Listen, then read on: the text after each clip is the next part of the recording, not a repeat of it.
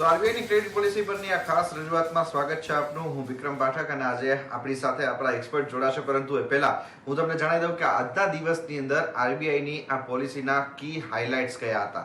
સૌથી મોટું હાઇલાઇટ્સ જે આપણને માર્કેટને અને આપણને બધાને જે અનુમાન હતું એ પ્રમાણે કે આરબીઆઈ તરફથી રેપો રેટ અને રિવર્સ રેપો રેટની અંદર કોઈ પણ પ્રકારનો બદલાવ કરવામાં નથી આવ્યા. રેટ બધા જ અનચેન્જ રહેતા દેખાયા છે, એ એક મોટી વાત રહી. બીજું, અહીંયા આપણે જોઈએ તો અકોમોડેટિવ સ્ટેન્સ છે એ એમપીસી મેમ્બર્સ તરફથી આપણને યથાવત રાખવામાં આવ્યું છે. જ્યારે બીજી તરફ અહીંયા એમને સૌથી મોટી વસ્તુ આજના દિવસની આપણે જે જોઈએ એ છે કે FY22 ના જીડીપીના જે ફોરકાસ્ટ આપણે 10.5% હતા પહેલા, એને ઘટાડી અને 9.5% કર્યું છે. તો આ એક ફેક્ટર રહ્યું અને આ ફેક્ટરની પાછળનું રીઝન પણ એમને આપ્યું કે જે ફેક્ટર હતું આ કરવા માટે એ હતું કે Q1 ની અંદર આપણને જે પ્રમાણે સેકન્ડ વેવ કોવિડના હિટ કરતા દેખાયા છે. સીપીઆઈ ઇન્ફ્લેશન માટેનો પણ એમને ટાર્ગેટ જે છે 5.1%નો FY22 માટે રાખ્યો છે અને સાથે જ એમના તરફથી આપણે જોઈએ તો એક સ્પેશિયલ લિક્વિડિટી ફેસિલિટી જે છે એ પણ આપવામાં આવશે સિડબીને, કે જેના કારણે આપણે જોઈશું કે આ સિડબીને જે વધારાની ફેસિલિટી આપવામાં આવશે તો એને લઈને જે એમએસએમઈ છે એમના લોનને રિસ્ટ્રક્ચર કરવા માટે થઈને તેમની પાસે પર્યાપ્ત લિક્વિડિટી રહે એના માટે. આ એક વાત છે. અને સાથે જ 9 બેંકને અહીંયા રિસ્ટ્રક્ચરિંગ લોન કરવા માટેના જે 50 કરોડ રૂપિયાની મર્યાદા આપી છે, જે પહેલા 25 કરોડ રૂપિયાની હતી. તો આ એક પાસું પણ અહીંયા પોઝિટિવ રહેતું દેખાયું છે. તો હવે આ બધા ફેક્ટર્સ આપણે કેવી રીતના માર્કેટની અંદર પ્લે થતા જોઈશું અને કેવી રીતના આને લઈને એક લોંગ ટર્મ આઉટલુક આપણો બનતો દેખાશે આગામી એમપીસીની બેઠક પહેલાનો, એના ઉપર વાત કરીશું. આપણી સાથે આ સમગ્ર ચર્ચામાં જોડાઈ રહ્યા છે બેંક ઓફ અમેરિકાના એમડી અને country treasurer Jayesh Mehta, Ernst and young ઇન્ડિયાના પાર્ટનર અભિઝર દિવાનજી અને ટેકોમ સ્ટોક બ્રોકર્સના પાર્થિવ શાહ. તો સ્વાગત છે આપ સૌનું અહીંયા. અને આજના દિવસની આપણી આ ચર્ચા શરૂ કરીએ તો સૌપ્રથમ તો અહીંયા અભિઝરજી આપનો એક પર્સપેક્ટિવ સમજવા માંગીશું. ગ્રોથ ઓરિએન્ટેડ આપણે આ પોલિસીને કેવી રીતના જોઈ શકીએ છીએ, કારણ કે સ્પષ્ટપણે ગવર્નર સાહેબે અહીંયા કીધું છે કે કોઈ પણ જો સ્થિતિ સામે આવે છે તો અમે અહીંયા તૈયાર બેઠા છીએ, વી આર હિયર, એ વાત એમને સ્પષ્ટ કરી છે. હવે તમે જો એનું જે સ્ટેન્ડ બી કહ્યું છે અકોમોડેટિવની માને એમ કે જ્યારે પણ જોઈશે ત્યારે સિસ્ટમ પોલિસી રિસ્પોન્ડ કરી અને ઇન્ફ્લેશનને કંટ્રોલમાં લાવશે.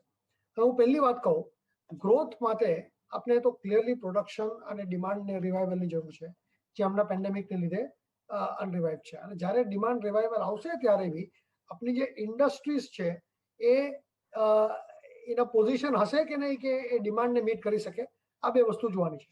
હવે પહેલો વાત જે આપણે કહી કે ઇન્ફ્લેશન દે આર એક્સપેક્ટિંગ કે ભાઈ આખા વર્ષમાં લગભગ સિમિલર રહેશે. Q1 5.2 લગાવીને Q4 5.3% છે અને એક જ Q3 4.7 સુધી નીચે જાય છે. એટલે બેસિકલી આરબીઆઈ નું એક્સપેક્ટેશન એમ છે કે ઇન્ફ્લેશન ઓલવેઝ કંટ્રોલમાં રહેવાનું છે. ઇન્ફ્લેશન ટાર્ગેટિંગ જેને કહે છે કે ઇન્ફ્લેશનને એ લોકો વધવા નહીં દે, તાકે આપણી જે રૂપિયાની કિંમત છે રૂપિયાની કિંમતને ઘટવા નહીં દે, એનો મતલબ એમ થયો. બીજી વાત એ છે કે એટ ધ સેમ ટાઈમ સિસ્ટમમાં એ લોકોએ લિક્વિડિટી નાખી છે અને આરબીઆઈ નો એક સ્ટેન્ડ એવો છે કે ડાયરેક્ટ લિક્વિડિટી એન્ડ યુઝરને આપવી નહીં, પણ બેન્કિંગ સિસ્ટમને આપવી. અને બેન્કિંગ સિસ્ટમ પર એ જિમ્મેદારી છે કે એ લિક્વિડિટીને ઇવનલી સ્પ્રેડ કરે બધી તરફ. તો જે બી પૈસા આરબીઆઈ આપે છે, જો રીપો રેટ તો કમ થયેલો છે, ઇન્સેન્ટિવ છે રિવર્સ રીપોમાં, જે એસઓઆર્સ ના અંદર જે સિક્યોરિટી, હરેક આરબીઆઈની ઘણી વસ્તુઓ છે જે હિસાબે એ લિક્વિડિટીને એનહેન્સ કરી રાખેલી છે સિસ્ટમમાં. હવે ઇમ્પોર્ટન્ટ એ છે કે જેટલી બી સ્કીમો આવી, હવે હમણાં જો રિસ્ટ્રક્ચરિંગની સ્કીમ વધારી 25 કરોડથી 50 કરોડ, હવે યા જે બી ગેરંટી સ્કીમ છે બધી વધારેલી છે, તે બધી ગેરંટી સ્કીમ્સમાં આરબીઆઈ નો ફક્ત એક જ ઇન્ટેન્શન છે અને ઇન્ટેન્શન એમ છે કે જે લિક્વિડિટી બેંક્સને આપે છે એ બેંક સ્પ્રેડ કરી અને ઇકોનોમીમાં નાખે, ઇકોનોમીમાં ખાસ કરીને મીડિયમ અને સ્મોલ ઇકોનોમીમાં નાખે, તાકે એ ઇકોનોમી પાસે એટલું સ્ટ્રેન્થ આવે કે જ્યારે ડિમાન્ડ વધે અને પેન્ડેમિક કંટ્રોલમાં આવે, જેમ આવી રહ્યું છે ઇન્ડિયામાં 2-3 મહિનામાં કદાચ આવી જશે, જ્યારે ડિમાન્ડ રિવાઇવલ થાય તો they are in a position to wake up and do something. એટલે બે વસ્તુ કરી, એક તો કહ્યું કે લોનની રિસ્ટ્રક્ચરિંગ એક્સટેન્ડ કરી, 2 વર્ષ માટે તમે લોન રિસ્ટ્રક્ચર કરી શકો, પ્લસ લિક્વિડિટી આપી કે તમે વધારે લોન્સ એ લોકોને આપી શકો, ગવર્મેન્ટ ગેરંટી સ્કીમ્સના અંદર લોન આપી શકો, ફર્ધર લિક્વિડિટી આવે તો કોસ્ટ ઓફ ફંડ નીચે આવી શકે. એના સેમ સાથે કે લિક્વિડિટીમાં માર્કેટના અંદર લિક્વિડિટી વધારે વધશે. લિક્વિડિટી વધારે વધશે એટલે જે ટ્રેડર છે એ એનું ડિલિવરી ડિમાન્ડ સપ્લાયને મીટ કરી શકશે. એ ઇન્ટેન્શન છે આરબીઆઈનું. આના કારણે ડિમાન્ડ બરાબર મીટ થશે તો ઇન્ફ્લેશન વધે નહીં, અને અગર ઇન્ફ્લેશન વધશે બી તો આરબીઆઈ પાસે ઇનફ રિસોર્સિસ છે કે ઇન્ફ્લેશનને કંટ્રોલમાં લઈ આવશે. તો મારા હિસાબે વેલ થોટ આઉટ છે. હમણાં ગવર્મેન્ટે કોશિયસ રહીને પ્લાન નથી લીધો, કોઈ પણ રેટ વધારવાની ટ્રાય નથી કરી. શું કામ નથી કરી? કે વેરિયેબલ્સ છે, ઇન્ફ્લેશન કઈ રીતે પરફોર્મ કરે છે અને ઇકોનોમી પેન્ડેમિકમાંથી કેમ પાછી આવે છે, એ જોઈને આ કોમ્પિટિટિવ સ્ટેન્ડ રાખ્યો છે. આપણી સાથે બેંક ઓફ અમેરિકાના ટ્રેઝરર અને એમડી અને કન્ટ્રી ટ્રેઝરર જયેશ મહેતા પણ જોડાઈ ગયા છે. જયેશજી, આપનું પર્સપેક્ટિવ કઈ રીતના અહીંયા બની રહ્યું છે? જીડીપી ગ્રોથનો ફોરકાસ્ટ જે હતો 10.5% થી 9.5% ઉપર કર્યો છે, પણ આ વધારે રિયાલિસ્ટિક વે ઉપર તેમણે પ્રેઝન્ટ કર્યું હોય એ પ્રમાણે વાત કરી છે, અને તેમણે સાથે એ પણ કહ્યું છે કે Q1ના જે આપણને કોવિડ સિનારીઓ હતા એને લઈને આ ફોરકાસ્ટ બદલવામાં આવ્યો છે, અને ઇનકેસ જો અહીંયા રિકવરી ફાસ્ટ થશે તો એ ફોરકાસ્ટની અંદર પણ બદલાવ થઈ શકશે. આપ આ ફેક્ટરને કેવી રીતના જોવો છો? ગ્રોથ ટ્રેજેક્ટરી જે છે એમને જે ફોરકાસ્ટ કરી છે એને આપણે કેવી રીતના રીડ કરવી જોઈએ? તો પોઝિટિવ જ આપી છે. ઓફકોર્સ ડાઉનસાઇડ રિસ્ક ઇઝ કે તમારે થર્ડ વેવ થાય કે નહીં, પણ હવે એ તમે અત્યારે નોર્મલ ચાલીને ગણો કે ભાઈ વેક્સિનેશન પોઝિટિવ વિચારીને ચાલો કે ભાઈ વેક્સિનેશન બી સારું એવું થઈ જશે ઇન નેક્સ્ટ 2-3 months, અને ગ્લોબલ રિકવરી બી આવી ગઈ છે. ગ્લોબલી ડેવલપ વર્લ્ડમાં ઘણી રિકવરી છે, આપણું એક્સપોર્ટને બી એમાં થોડો બેનિફિટ થાય છે. So all that point of view, જેમ ઇનિશિયલી યુ સ્ટ્રગલ, પણ પછી આપણે we speed up on the things much faster.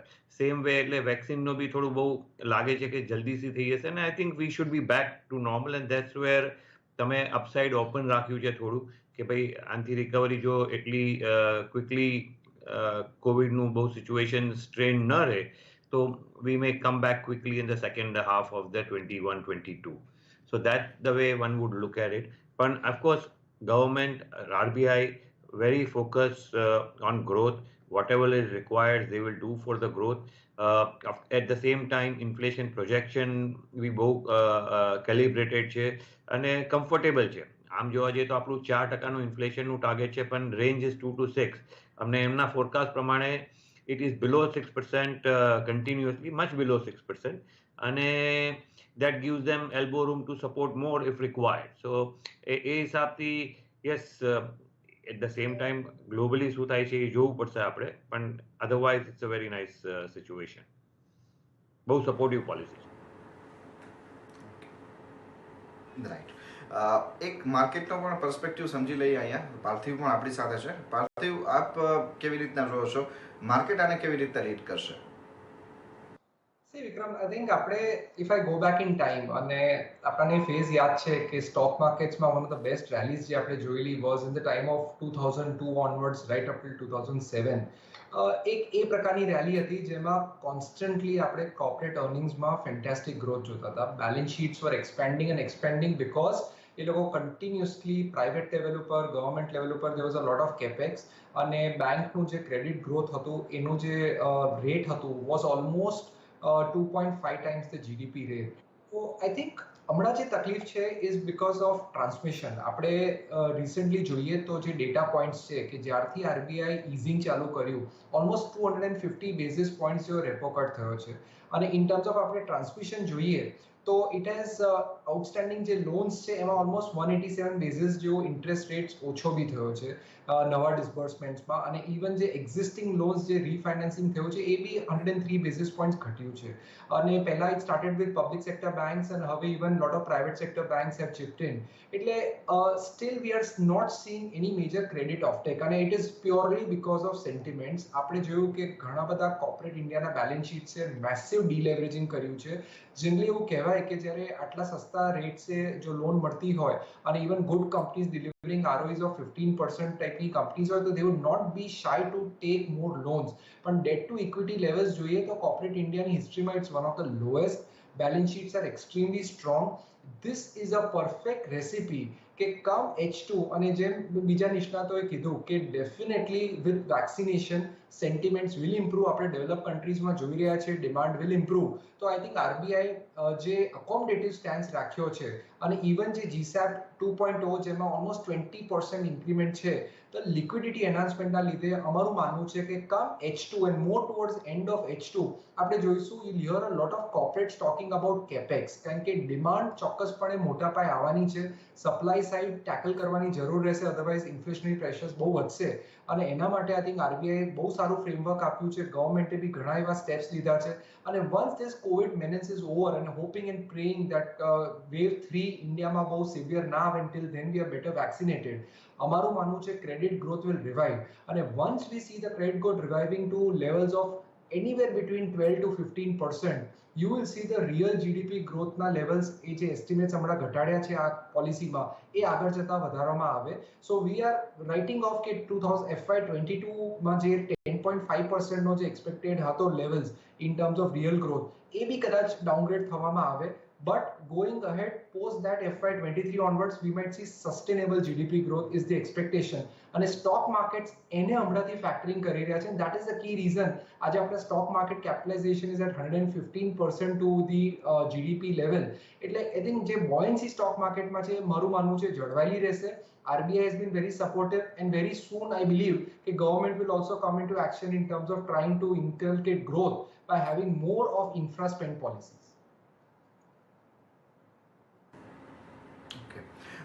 Mehta સાહેબ, એક પાછું આપની પાસેથી ખાસ આરબીઆઈના આ વખતના સ્ટેન્સની અંદરનું એ સમજવા માંગીશું. જે પ્રમાણે એક વધારાની લિક્વિડિટી જે પ્રોવાઈડ કરવા માટેની વાત કરી છે, ખાસ કરીને બેંકોના રિસ્ટ્રક્ચરિંગ માટેની જે વધારાની લિક્વિડિટી પ્રોવાઈડ કરવાની વાત કરી છે, સિડબીને વધારાનું એક સ્પેશિયલ લિક્વિડિટી માટેના ઓપરેશન્સ કરવા માટેની વાત કરી છે.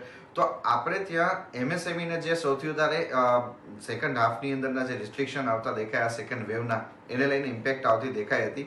તો એ બધા જ જે ઇન્ડસ્ટ્રીઝ છે જે કદાચ આપણા મોટા ગ્રોથ ડ્રાઈવર બની શકે તેમ છે સેકન્ડ હાફમાં, એના માટે થઈને આ સ્ટેપ કેટલું પોઝિટિવ ગણાશે અને એને લઈને આપણે લાગે છે કે એસેટ ક્વોલિટીના ફ્રન્ટ ઉપર કોઈ સ્ટ્રેચ આવતું દેખાય?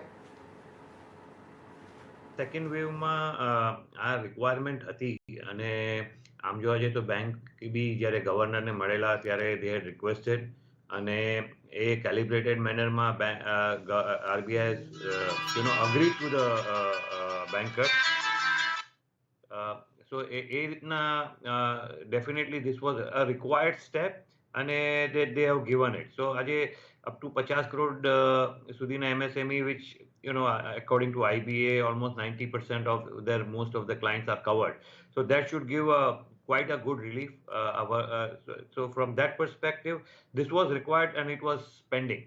ભલે આપણે એક વચ્ચે પોલિસીની વચ્ચે બી એક એનાઉન્સમેન્ટ આવેલું, પણ this was definitely required. આ વખતે hand holding is required more an MSME front than the first lockdown kind of situation. અભિજનજી, આપની પાસેથી પણ આ પર્સપેક્ટિવને એક સમજવા માંગીશું. આપ કોર્પોરેટ ઇન્ડિયા સાથે પણ ખાસી રીતના જોડાયેલા છો. અહીંયા આ જે આખું રિસ્ટ્રક્ચરિંગ કરવામાં આવશે તો એક બાજુ આપણે જોઈ રહ્યા છે કે જે કંપનીઝ છે, ઇન્ડસ્ટ્રીઝ છે, એમના પોતાના ડેટને રિસ્ટ્રક્ચર કરવા માટે થઈને એમના વર્કિંગ કેપિટલ માટેના જે ફંડ્સ છે એના માટે થઈને વધારે એક રિલેક્સેશન મળતું દેખાશે. અને બીજું કે જે લોઅર રેટની ઇમ્પેક્ટ છે એ ઓલરેડી આપણે જોયું કે આ વર્ષના આપણને જે પરિણામ આવતા દેખાયા છે એમાં કંપનીઝમાં જોવા પણ મળી છે. તો આ જો રિસ્ટ્રક્ચરિંગ આપવામાં આવે છે તો નાની કંપનીઝ અને એના થકી મોટી કંપનીઝ સુધી આની ઇમ્પેક્ટ કેવી રીતના આપ જોવો છો?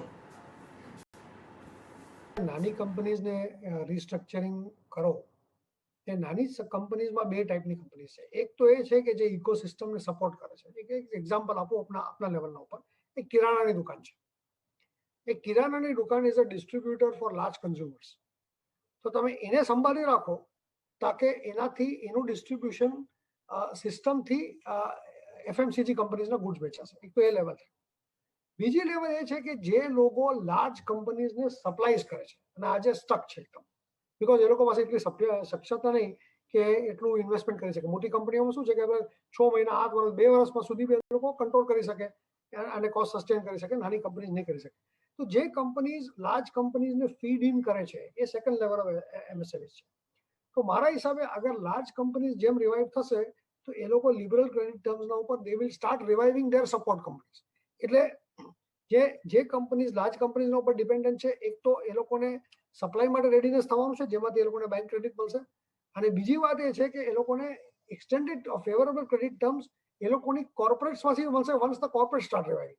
સો અગર બેંક્સ જો મોટી વર્કિંગ કેપિટલ લિમિટ્સ લાર્જર કોર્પોરેટ્સને પણ આપે તો એમાંથી એ લોકો બેનિફિશિયલ ક્રેડિટ ટર્મ્સના ઉપર નાના એમએસએમઈઝને બી ઇન્વોલ્વ કરશે. એ ઇકોસિસ્ટમ એમ ચાલશે. પણ આપણા સિસ્ટમમાં એક પ્રોબ્લેમ છે આ ઇમ્પ્લિમેન્ટ કરવાની.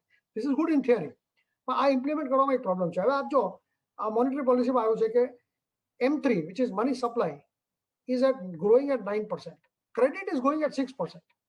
એટલે roughly net money is being added to the bank's balance sheet and deployed only in government securities. આજે કેપિટલ ઇન્વેસ્ટમેન્ટ તમે જો કે જે નેટ કેપિટલ એડિશન છે એ એકદમ જ લો છે. અને ઇન્ડિયાને શું જરૂર છે કે at a larger corporate level infrastructure અને એસેટ કેપેસિટી બિલ્ડિંગમાં ઇન્વેસ્ટ કરવાની જરૂર છે. લોકો કહે છે, હમણાં આપણે એક બીજા બી પેનલિસ્ટે કહ્યું કે ભાઈ તમે કેપિટલ ઇન્વેસ્ટમેન્ટ વધી જશે, શું કામ? In anticipation of demand. પણ કેપિટલ ઇન્વેસ્ટમેન્ટ માટે પૈસા ક્યાંથી આવવાના? there is some level of corporates જેના પાસે કેશ રિઝર્વ્સ છે અને યુટિલાઇઝ કરશે અને એ લોકોને ક્રેડિટ પણ મળશે.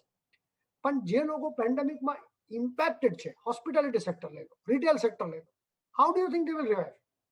એ લોકોને large scale credit either in working capital or in capex જોઈશે. ઇન્ફ્રાસ્ટ્રક્ચર સેક્ટર લઈ લો, largest employer of the country. તમે એ બધાને અને ઇન્ફ્રાસ્ટ્રક્ચરના ઉપર જેટલી એમએસએમઈ ડિપેન્ડન્ટ છે, you will be surprise.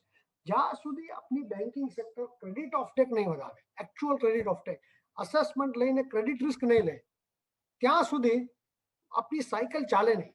RBI is providing liquidity. RBI શું કહે, અમે સિસ્ટમમાં લિક્વિડિટી ડિસ્ટ્રીબ્યુશન કરશું. પણ લિક્વિડિટી ડિસ્ટ્રીબ્યુશન થશે કેમ? જ્યારે કે bank start lending on corporates give reassessment of working capital, reassessment working capital કરીને સાયકલ વધાવશે વર્કિંગ કેપિટલની, એના ઉપર ફેવરેબલ ક્રેડિટ ટર્મ્સમાં એમએસએમઈઝ આવશે. બીજી વાત એ કે તમે ડાયરેક્ટલી એમએસએમઈને લોન આપશો, જે બેન્કિંગ સેક્ટરમાં લાવો, એ લોકોને અપ્રોચ કરો. જીએસટી રેકોર્ડ્સ છે આજે, અપ્રોચ ધેમ પ્રોએક્ટિવલી. ન્યૂ ટુ કસ્ટમર્સના આરબીઆઈના રૂલ્સ પણ છે કે જે માણસ પહેલી વાર બેન્કિંગ સિસ્ટમમાં આવશે એને વધારે ફેવરેબલ ઇન્ટરેસ્ટ રેટના ઉપર ક્રેડિટ મળશે, because they have given concession to banks. તો બેંક્સને આ બધી વસ્તુઓ પ્રોએક્ટિવલી લઈને એ લોકોનું ક્રેડિટ એક્સપેન્શન કરવું પડશે. અને એ બહુ મોટી જિમ્મેદારી બેંક્સના ઉપર છે. ઓકે, તો આના પર આપણે આગળ પણ વાત કરીએ, પણ એ પહેલા હાલ રોકાઈશું એક બ્રેક માટે.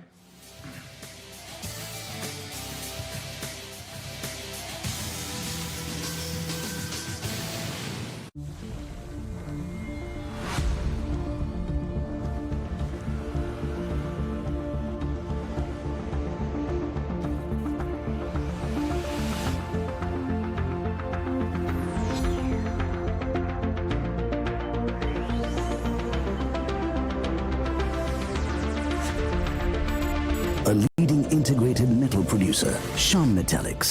Real steel, real strength. દવાઓ પર બચત શક્ય જ નથી. શક્ય છે. નેટમેટ્સ એપ આપે છે બેસ્ટ ઓફર્સ અને એમઆરપી પર 20% સુધીની બચત. નેટમેટ્સ, ઇન્ડિયાની પોતાની ફાર્મસી. હાર્ટની હેલ્થ માટે થોડું તમે કરો, બાકી ફોર્ચ્યુન રાઇસ બ્રાન્ડ હેલ્થ કરશે. આનું ગામા ઓરાઇઝોનોલ બેડ કોલેસ્ટ્રોલ ઘટાડીને ગુડ કોલેસ્ટ્રોલ વધારે હાર્ટને હેલ્ધી રાખે છે. ફોર્ચ્યુન રાઇસ બ્રાન્ડ હેલ્થ, હેલ્ધીથી પણ હેલ્ધી ઓઇલ.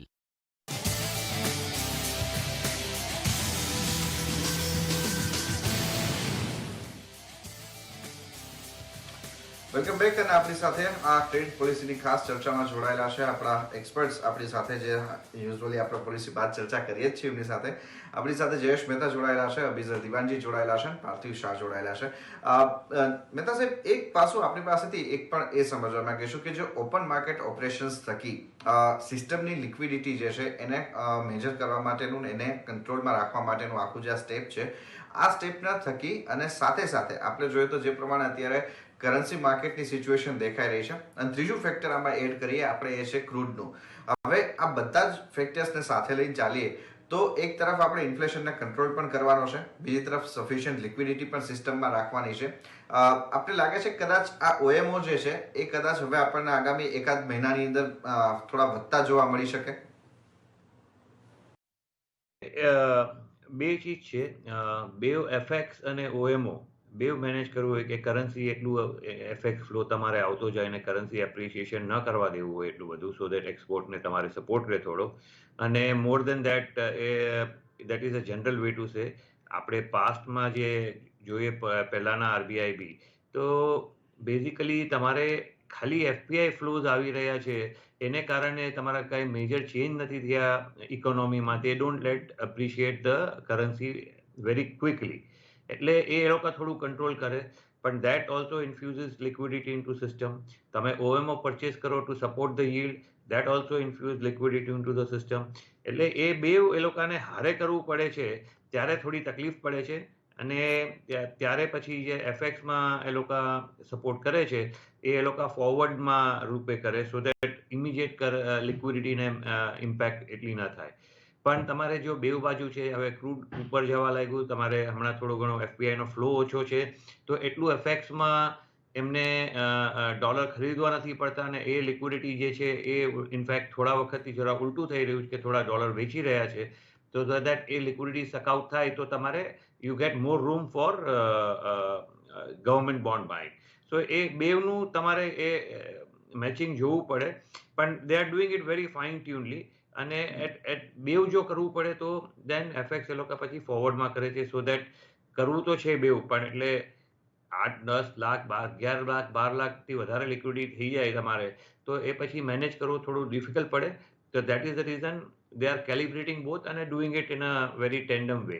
એટલે થોડી વાર માર્કેટને ઘણી વાર એક્સપેક્ટેશનની આગળ પાછળ થઈ જાય છે. એટલે થોડું વોલેટિલિટી થાય એ ટ્રેડરો માટે બી સારું છે. કારણ કે કઈ માર્કેટમાં વોલેટિલિટી ન હોય તો ટ્રેડરો બી શું કરે.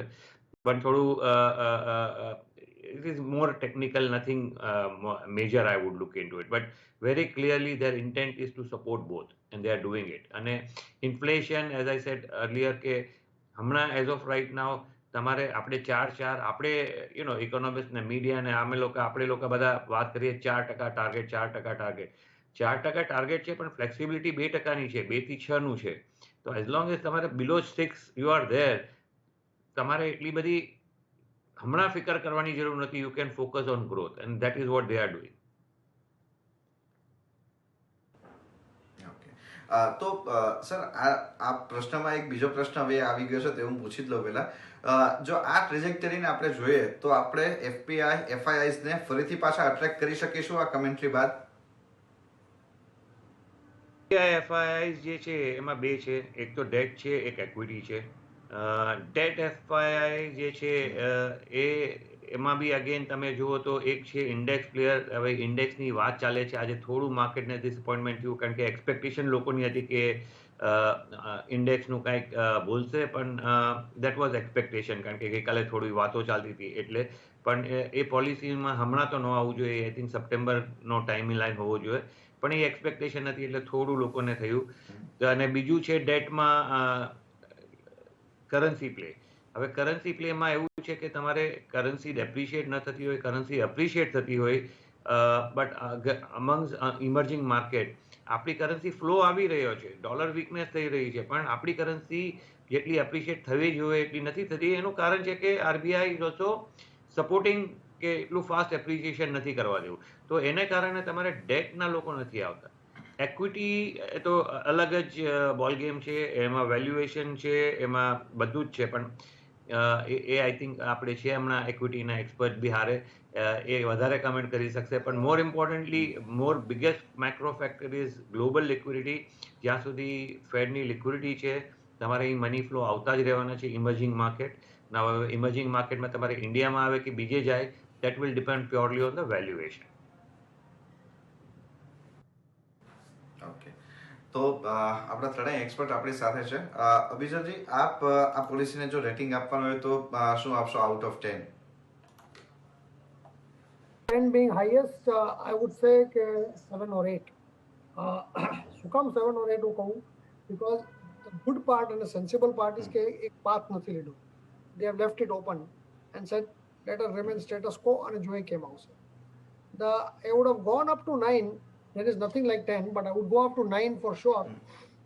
અગર there are directed lending માં અને infrastructure spending ના ઉપર कई जोर होते અને કઈ ઇન્સેન્ટિવ્સ હોते to get banks to transmit better તે I would have prefer. Okay Parthiv, આપ શું રેટિંગ આપશો? See, purely from stock market point of view, એક મેજર જે અમે જોયું આ પોલિસીમાં ઇઝ કે ઓન ટેપ લિક્વિડિટી જે સેન્સિટિવ સેક્ટર્સ છે, જે સાહેબ બી ડિસ્કસ કરતા હતા કે હોસ્પિટાલિટી છે, કાર રેન્ટલ્સ છે, હોટેલ્સ છે, એ બધાને આગળ જતા કોણ લેન્ડિંગ કરશે, કોણ વર્કિંગ કેપિટલ નીડ્સ આપશે. તો with on tap liquidity window definitely it is recognised by the RBI, અને આગળ જતા we are expecting even it should be recognised by the government and the finance ministry. આ બહુ important job creating sensitive sectors છે. તો I believe કે definitely આગળ જતા અહીંયા બી ગ્રોથ લેવલ થશે. What we call as revenge spending. યુએસમાં બી આપણે જોઈ રહ્યા છે Disney World is gating packed and crowded. Bookings of the hotels over there are like for 4-5 months ahead. મને લાગે છે ઇન્ડિયામાં બી વિથ બેટર વેક્સિનેશન એ ગ્રોથ જોવા મળશે. ત્યારે આ બધા સેક્ટર્સમાંથી આપણે ક્રેડિટ ગ્રોથ, કન્ઝમ્પશન જોઈશું વધશે. So I think I believe કે I'm no one to rate RBI, but I believe કે from the stock market point of view જે રીતનો accommodative stance છે, growth oriented stance છે, inflationની trajectory છે, I would rate 8 out of 10. Right. અને Mehta sir, આપ શું રેટિંગ આપશો આઉટ ઓફ 10? જેમ આગલા પાર્ટિસિપન્ટે કીધું કે ભાઈ આપણું કંઈ ઓલું નથી to rate RBI, but I would still go for 10. એનું રીઝન છે કે આજે આ બે પાર્ટ છે. એક છે ડેવલપમેન્ટલ જે છે એ તો તમે ક્યારે બી કરી શકો છો, કે આજે ક્રેડિટ સપોર્ટ એવું તમારે એમએસએમઈ માટે વધારે કંઈ કરવું છે, એનપીએ કરવું છે, એનપીએ માટે કંઈ કરવું છે, એ તમે ક્યારે બી કરી શકો. It's a continuous thing. અને પ્યોરલી પોલિસીનું તમે જુઓ, which is the MPC prerogative. In pure policy they have been quite bold and very open about supporting growth as long as and looking at inflation within the range. Now when you say within the range, that means you are comfortable કે 5.5 બી હોય તો then you still have an elbow room. So એટલે ત્યાં સુધી એવું નથી કે 4 ને 4.25 થઈ ગયા એટલે મારે રેટ હાઈક કરવો જ જોઈએ.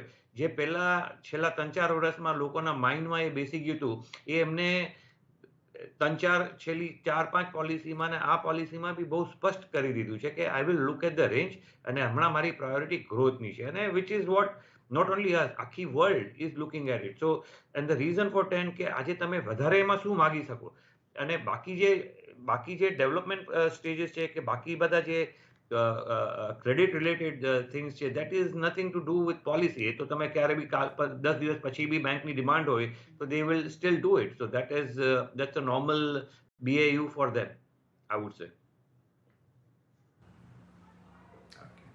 તો આ આપણને આપણા એક્સપર્ટ તરફથી વ્યૂઝ બનતા દેખાઈ રહ્યા છે પોલિસી ઉપરના. મહેતા સાહેબ, પાર્થિવ અને સાથે અભિષેકજી, આપ સૌનો ઘણો આભાર. સમય ફરી અમારી સાથે આ સમગ્ર ચર્ચામાં જોડાયા અને વિગતો આપી એના માટે. Thank you sir.